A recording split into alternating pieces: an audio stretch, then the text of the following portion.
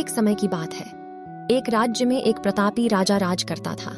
एक दिन उसके दरबार में एक विदेशी आगंतुक आया और उसने राजा को एक सुंदर पत्थर उपहार स्वरूप प्रदान किया। राजा वह पत्थर देख बहुत प्रसन्न हुआ। उसने उस पत्थर से भगवान विष्णु की प्रतिमा का निर्माण कर उसे राज्य के मंदिर में स्थापित करने का निर्णय लिया और प्रतिमा निर्माण का कार्य राज्य के महामंत्री को सौंप दिया।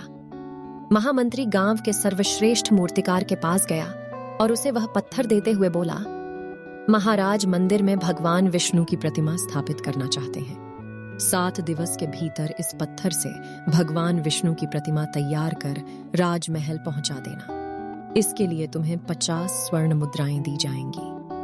50 स्वर्ण मुद्राओं की बात सुनकर मूर्तिकार खुश हो गया और महामंत्री के जाने के उपरांत प्रतिमा का निर्माण कार्य प्रारंभ करने के उद्देश्य से अपने औजार निकाल लिए। अपने औजारों में से उसने एक हथौड़ा लिया और पत्थर तोड़ने के लिए उस पर हथौड़े से वार करने लगा, किंतु पत्थर जस का तस रहा।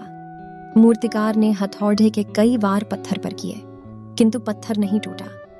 50 बार प्रयास करने के उपरांत मूर्तिकार ने अंतिम बार प्रयास करने के उद्देश्य से हथौड़ा उठाया, किंतु यह सोचकर हथौड़े पर प्रहार करने के पूर्व ही उसने हाथ खींच लिया कि जब 50 बार वार करने से पत्थर नहीं टूटा तो अब क्या टूटेगा।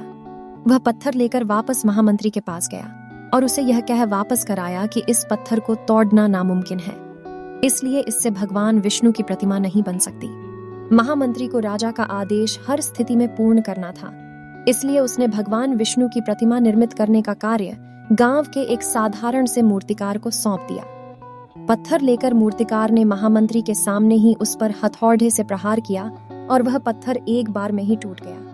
पत्थर टूटने के बाद मूर्तिकार प्रतिमा बनाने में जुट गया। इधर महामंत्री सोचने लगा कि काश पहले मूर्तिकार ने एक अंतिम प्रयास और किया होता तो सफल हो गया होता और 50 स्वर्ण मुद्राओं का हकदार बनता।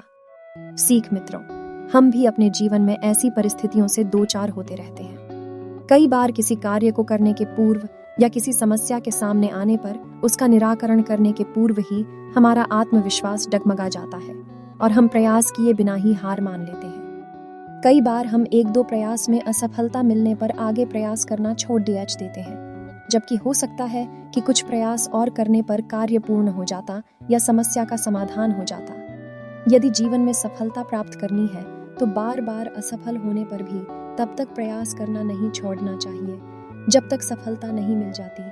क्या पता जिस प्रयास को करने के पूर्व हम हाथ खींच ले वही हमारा अंतिम प्रयास हो और उसमें हमें कामयाबी प्राप्त हो जाए। दोस्तों, यह कहानी आपको अच्छी लगे तो वीडियो को लाइक, कमेंट और शेयर अवश्य करें और ऐसे ही मोटिवेशनल, प्रेरणादायक, रोमांचक कहानियां सुनने के लिए हमारे चैनल स्टोरी स्टूडियो सीरीज को सब्सक्राइब कर बेल आइकॉन को दबा दें ताकि हमारी वीडियो सबसे पहले आप तक पहुंचे। धन्यवाद दिल से।